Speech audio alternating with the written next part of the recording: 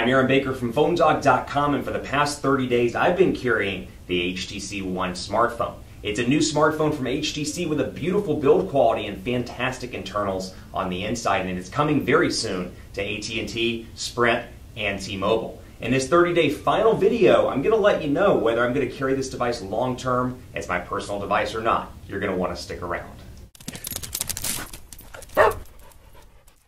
The 30-day challenge is over with the HTC One, and you're probably wondering, am I going to keep using this device after the 30-day challenge? Is it going to become my daily driver? Let's step back for a minute, talk about the pros and cons, and I'll tell you a little bit more in case you haven't gathered this from my other videos as to how I use my phone on a regular basis. First, the pros of the HTC One. This is by far the best HTC device that they've ever created. Fantastic. The availability on multiple carriers is sure to be a great selling point. It's got things like HTC Zoe, HTC Blink Feed, things that make it a great value add for either first-time smartphone buyers or geeks alike. There's a lot to like here with a quad-core processor, a nice 4 ultra-pixel camera, again with HTC Zoe capabilities, Android 4.1, and HTC Sense version 5 gets rid of some of the bloat and brings this device up into the mainstream. But the question is, what are the cons? Well, we've talked about them to an extent. One, it's got a 2,300 milliamp hour non-removable battery, and when you factor in 4G LTE into the occasion, yeah, actually that's the right word, occasion, things like Sprint and things like that, AT&T, T-Mobile, get LTE, battery life's going to be a little bit of an issue with a 2,300 milliamp hour battery. You can carry around a charger or a battery pack even at that, and HTC sells one in select markets, but still might be an issue if you're coming from a Droid Razr Max or a Note 2. That's really the only con. The build quality here is beautiful. Love the metal. It's available in silver and black, though the black one is notoriously hard to find. Really a great looking device all around. Love the fact that the speakers are on the front. I talked about taking it to the gym and using this as a workout phone, and both earphone input, or output I should say, and then output with the actual speakers is fantastic. Sprint TV in this case pre-installed, Sprint worldwide, so it's got the carrier installed applications, and I expect it to be the same on AT&T and on T-Mobile. And I should add that we're in Blink Feed now as well, so if you like your Phone Dog news and you're going to buy an HTC One, you're going to see Phone Dog's articles all around in Blink Feed, provided you have mobile and technology and science highlights enabled in your Blink Feed. So my face, your HTC One phone, good times is all I have to say. The question is, will I carry it as my device? Well, let me tell you a little bit about what I use my device for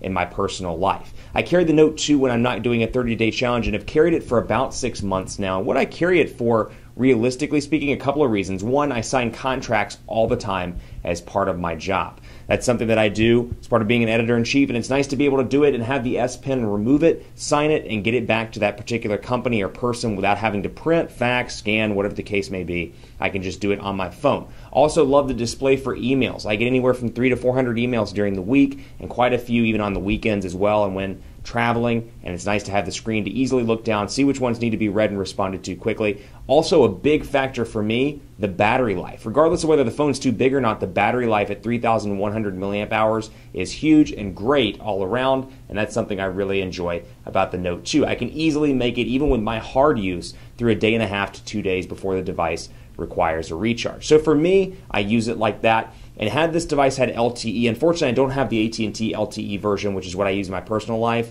I would most likely carry it. This is an awesome device. It's the best HTC has to offer, and they have offered in some time. It is a fantastic phone all around. I join all of the other reviewers in saying this is one of the top smartphones on the market. It's going to go head-to-head against the Galaxy S4, and in a lot of ways it really competes with the Galaxy S4.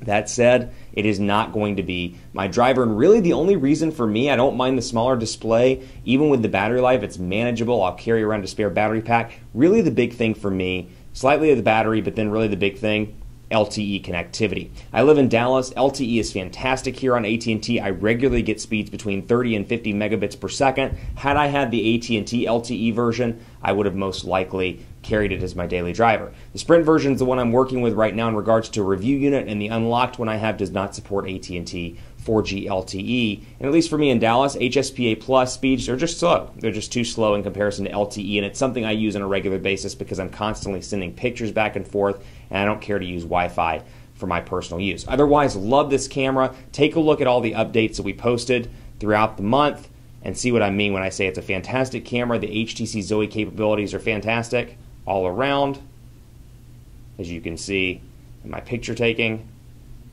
And then I've got my Zoe capabilities as well, so I can easily snap a Zoe if I want to use my video camcorder and change the pictures around. They made huge improvements all around. This is a fantastic smartphone. And again, if I had the LTE version, I would most likely carry it. Love the way it feels in the hand. Love the rounded edges. This thing is fast, and it definitely deserves its first place spot on PhoneDog's official smartphone rankings. I love the HTC One. I would recommend it to anybody seeking a great smartphone all around. Just for me, for my personal use cases, at least until the LTE version arrives in my office. I'm going to have to hold off on carrying it as my personal device. So I'll keep you updated. If the LTE version does arrive, I'll most likely carry it as my personal device. Keep it locked on PhoneDog.com for continuing coverage of this fantastic smartphone all around. The HTC One has a lot to like, and I'm really excited to continue testing with this awesome HTC handset. I'm at PhoneDog_Aaron on Twitter, Facebook, Facebook.com/HiAaronBaker. Let me know what you think of the challenge series. If you plan on getting a one, if you plan on watching us on BlinkFeed, let me know at PhoneDog_Aaron. Thanks so much for watching. Great job all around to HTC for making an awesome device that I know a lot of people, myself included, are going to love. Keep it locked on PhoneDog.com for continuing coverage, and as always, I'll see you next time.